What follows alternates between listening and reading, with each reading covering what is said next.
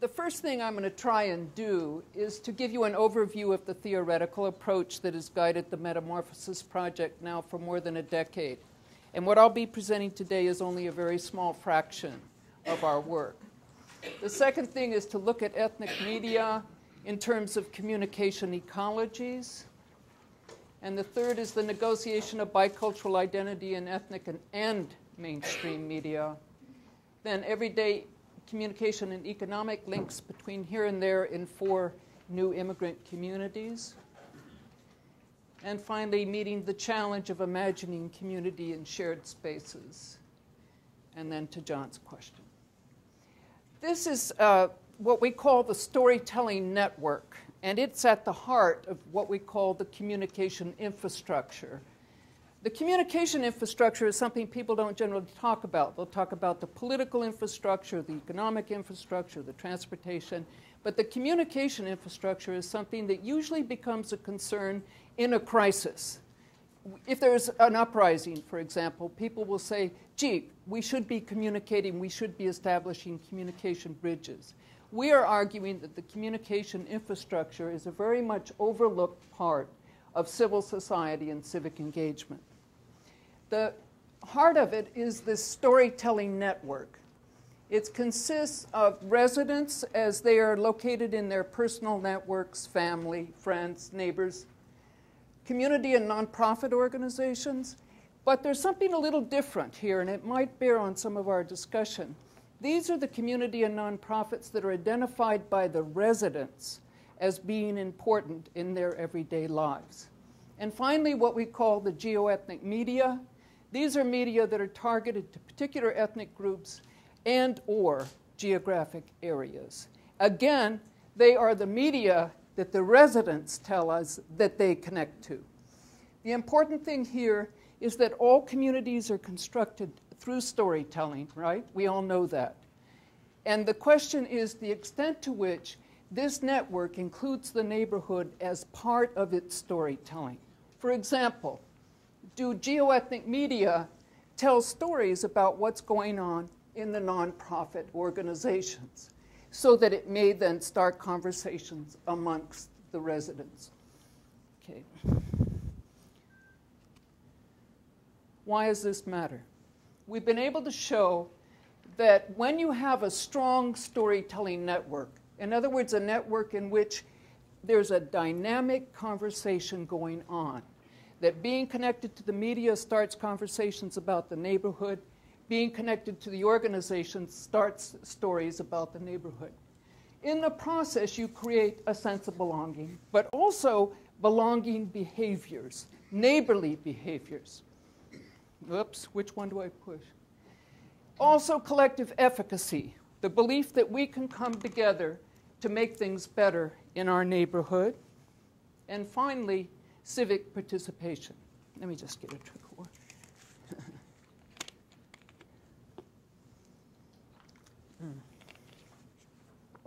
Okay.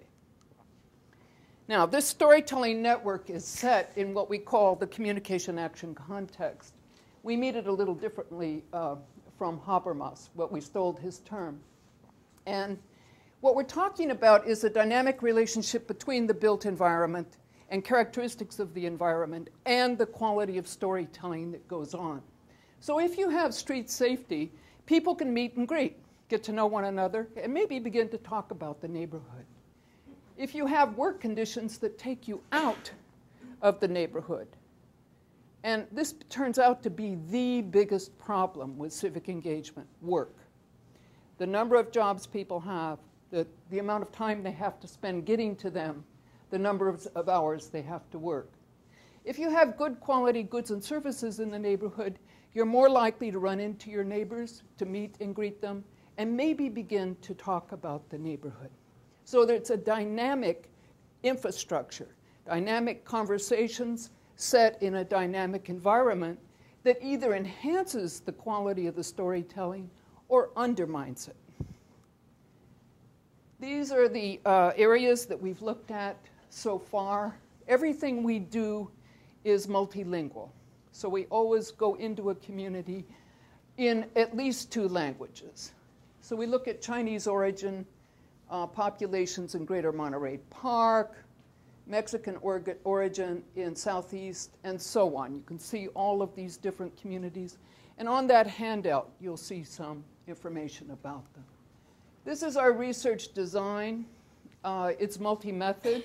I'm not very much of a methodology I don't have a methodological orthodoxy. I believe in using whatever methods are appropriate to the challenge. So it's a combination of quantitative and qualitative methods. Okay, the idea of a communication ecology. And here I'm going to start doing a little reading so I don't go over time.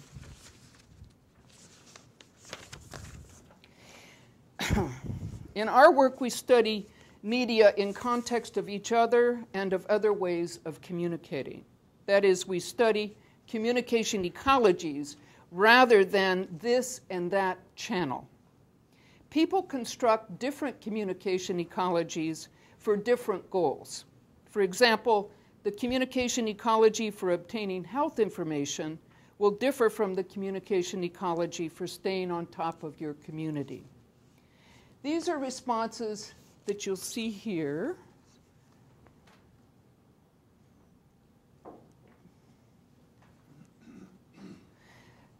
In response to the question, thinking of all of the ways that you communicate, what are the two most important ways that you stay on top of what is happening in your community? And this is in the city of Glendale, and its three primary populations are Latinos, Latino origins, Armenian, and Anglos.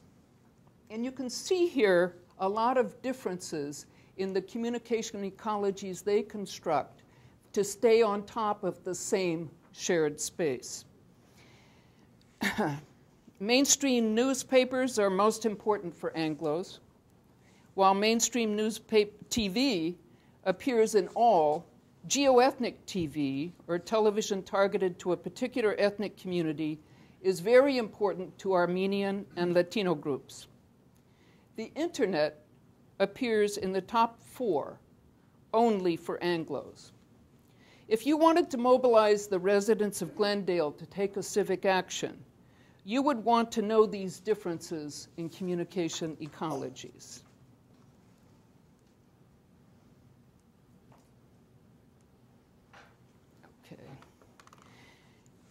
Our overall approach is geo-ethnic in that we find that place interacts with ethnicity when it comes to communication ecologies and civic engagement.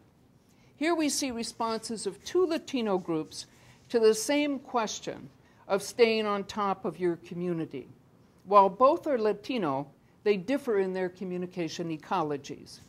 Geo-ethnic TV and interpersonal communication are most important for Pico Union Latinos and more important than they are for Glendale Latinos.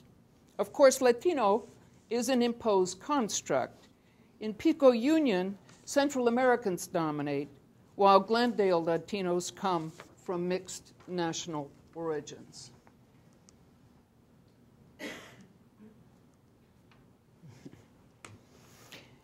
Here we see the same pattern of difference for Anglos, even though they are similar in socioeconomic status. South Pasadena residents are more likely to select interpersonal communication and geo-ethnic newspapers than are Glendale Anglos. These differences can be understood in part by the fact that the Pasadena Star-News covers South Pasadena, while Glendale does not have such a well-established newspaper covering it.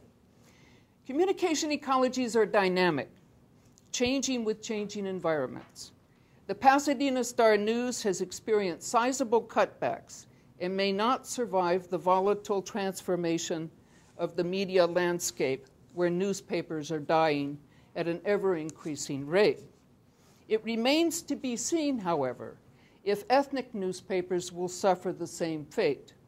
But for now, they fill a different niche that is not likely to be filled with new media alternatives.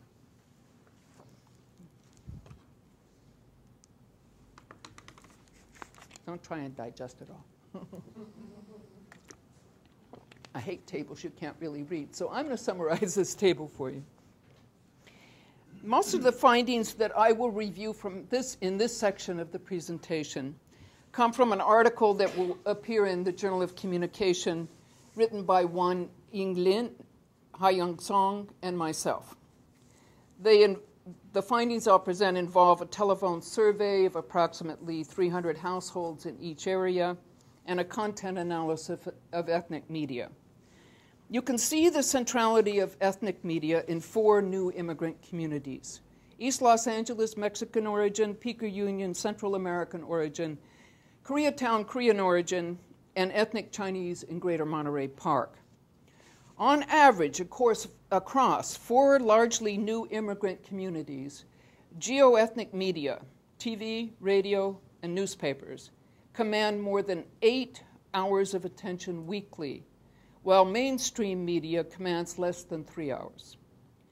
This is most discrepant for the ethnic Chinese residents of Greater Monterey Park: 9.25 hours with ethnic media and about 2.5 hours with mainstream media.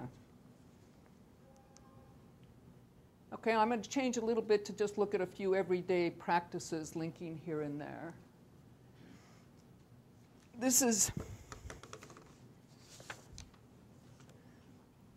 It's a quick demographic profile of the same 4 new immigrant groups. Notice that the Mexican origin East Los Angeles sample spreads across immigration generation, while the other samples are dominantly first generation. There are socioeconomic differences where the Korean and especially the Chinese samples have higher income and education than the Mexican origin and Central American sample.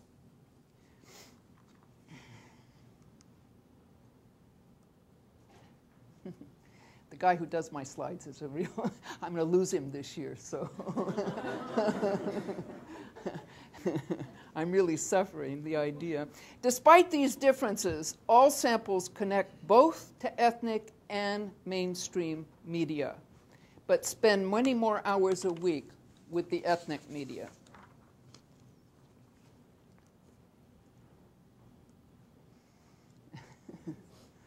A little different from a bar chart, right?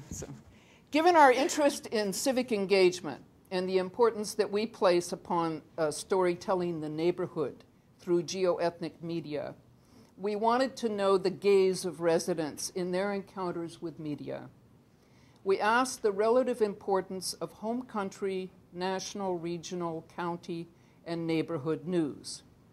We find the strongest gaze to the home country is found among Koreans, and the weakest gaze to home country news is found for Mexican origin residents of East Los Angeles. This most likely reflects the immigration generation differences we just observed.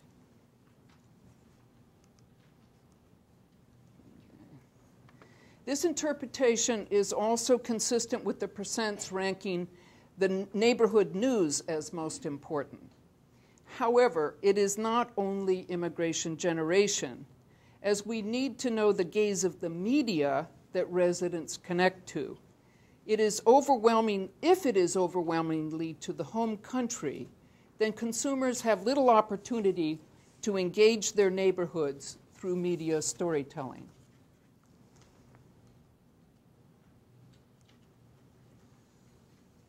Before I get to the media gaze, let's look quickly at everyday behavior that links here and there. Interestingly, it is the poorest group, Pico Union Central Americans, that report the most frequent sending of remittances back home. The lower frequencies amongst Korean and especially Chinese groups may reflect the economic conditions of family back home.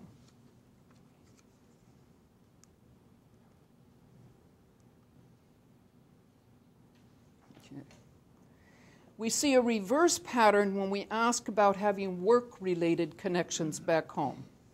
The Chinese sample reporting by and away the most, and the East LA and Pico Union samples reporting much less.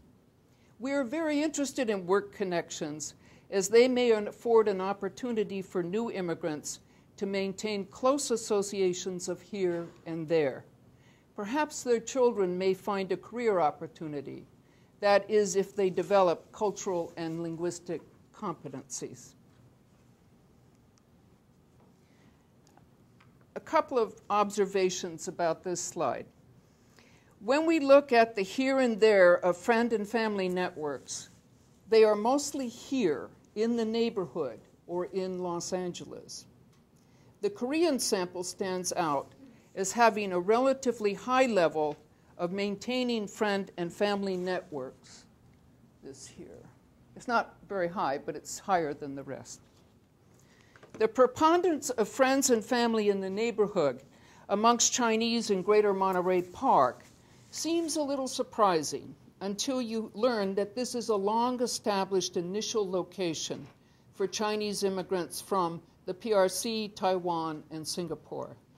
They tend to be at or near middle-class status when they arrive.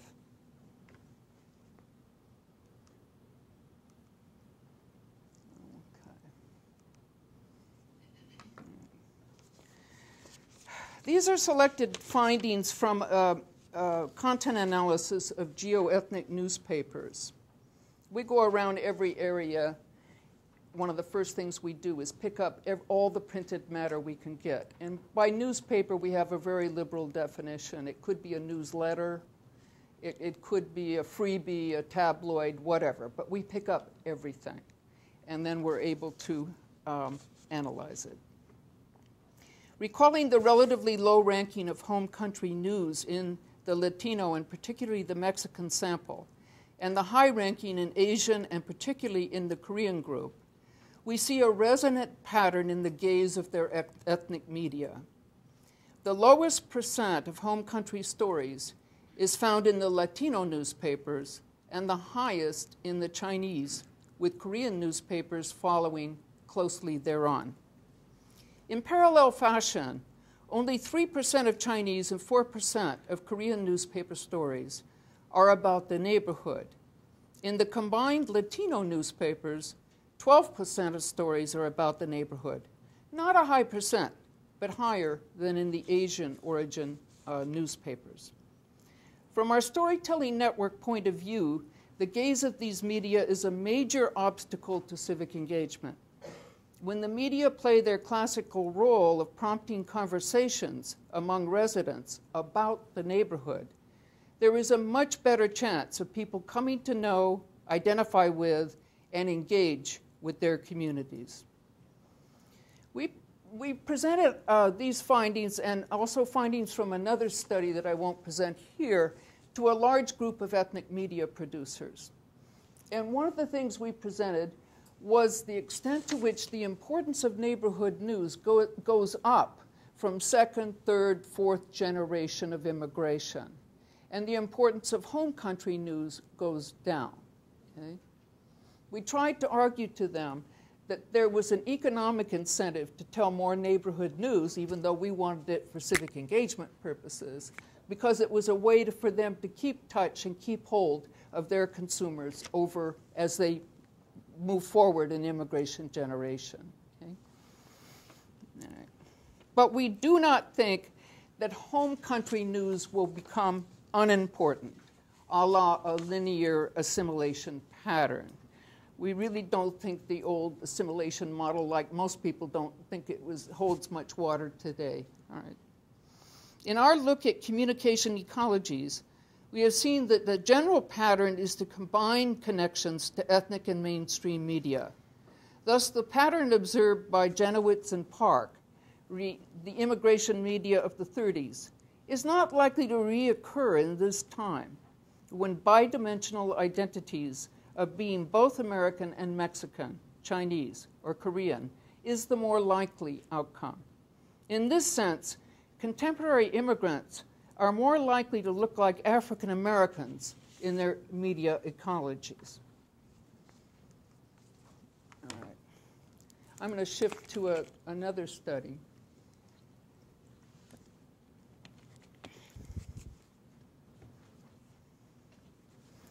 I'd like to turn very briefly to another feature of our work as it pertains to civil society challenges in this time of high levels of immigration. This is the city of Alhambra, which is immediately adjacent to the Greater Monterey Park ethnic Chinese area. Alhambra is an incorporated city in Los Angeles County that has experienced relatively rapid demographic change. The city, once a bastion of Anglo-conservatism, had become multi-ethnic by 1990, with about 30% Hispanic, 20% Anglo, and approximately a third Asian. By 2007, we see an increase in the Asian and a decrease in Anglo populations. In this sense, Alhambra is becoming more like Greater Monterey Park.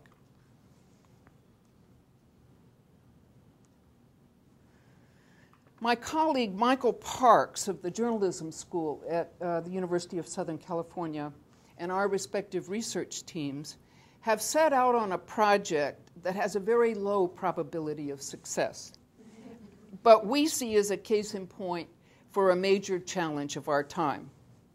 Our goal is to create a media neighborhood storyteller en route to increasing levels of civic engagement among all major demographic groups in Alhambra.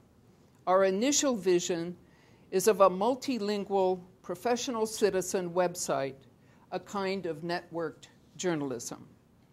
We know from prior research that the level of civic engagement among Asian immigrants is low, and lower on average than their Latino counterparts.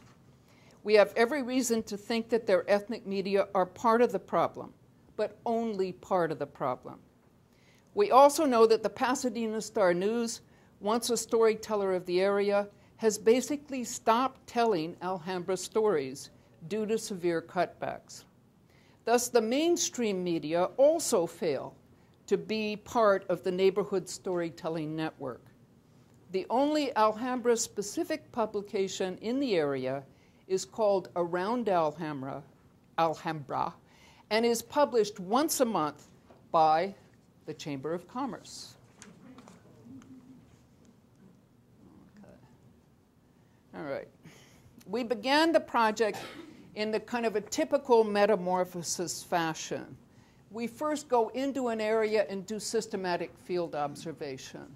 We look, for example, for meeting and greeting places, and we try and see where people are congregating and whether or not the congregations of people are multi-ethnic or homogeneous with regard to ethnicity. We identify the important nonprofit organizations in the area, and we interview the staffs of those organizations. We identify the media that are most important in the area and interview the producers of those media. When I get home shortly after, we're going to be conducting focus groups. And we're going to have to conduct a lot because we've got Anglo, Latino, and ethnic Chinese. So we're going to be doing focus groups, 2 for each. Well, actually more than that. 1 in English for the group and 1 in the home language for the group. And we found in the past that most people feel much more comfortable speaking in their home language, so Mandarin, Spanish, and English. And most scary of all, in addition to trying to find out from them what do they care about Alhambra, what are the issues, what are the things going on that they would like to know more about, most scary of all is we're going to ask them, do they care? Do they even want such a, I mean, we've been talking about journalism and all that. The question is, do they want such a storyteller? We see our challenge in storytelling network terms. From what we know so far, we can anticipate 3 ethnically bounded storytelling networks. Our immodest aim is to be a bridge between these networks, a bridge that enhances the gaze of residents toward their shared geographic space and thereby increases the chances that they will become more civically engaged. So that's us. That's the bridge. All right, I'm close to concluding. We are kind Oh, thank you. So I thought I would just put down just a few things with regard to the question of what's next. I think that many of the, like Michael's work and so on, too much of the work on globalization that I've been reading in my sociology and political science and so on is really from top down, is looking at globalization with regard to trade and corporations and all of that. I think that globalization can be observed, and it should be observed, in the everyday practices and behaviors of the people who are creating the global world. And the people who are doing that are the diverse residents of cities like Los Angeles.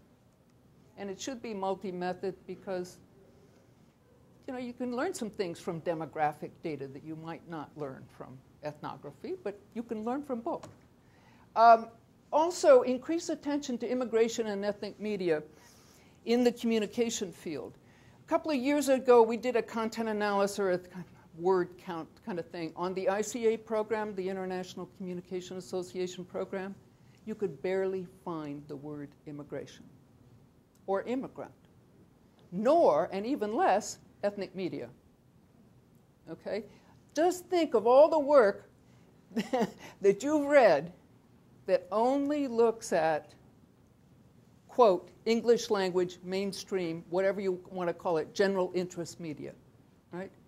Where is the work on the media that matter in the lives of the majority of the population in LA and in a lot of other places? One of the things we are doing with two colleagues, Matthew Matsaganis and Vicky Katz, both of whom are postdocs. Matthew is the creator of the PowerPoints. We have undertaken to write a book called Understanding Ethnic Media, the Social and Cultural Roles in Economic and Policy Context. I would much appreciate from you, if you know of any reports, write-ups, whatever, about ethnic media around the world, then I would much appreciate your telling me about them. We're trying very hard to be international in our focus, and we're trying very hard not just to focus on the consumption side, but also on the production and the policy side. Okay? This book should be, we should have the manuscript in about a month. Finally, I think the key challenge of our time is to create communities of equality across race and ethnicity. Communities constructed, we believe, in and through communication ecology. Thank you very much.